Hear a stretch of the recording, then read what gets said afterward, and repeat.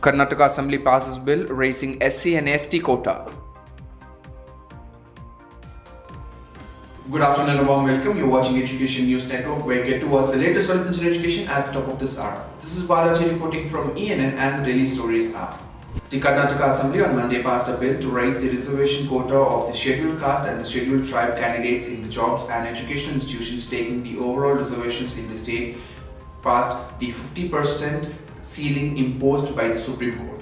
The bill envisaging a hike in the reservation by 2% for the SC and 4% of the ST candidates, thus bringing an overall reservation quota up to 56% now, and was unanimously passed after the Congress and the JDS legislators extended their support.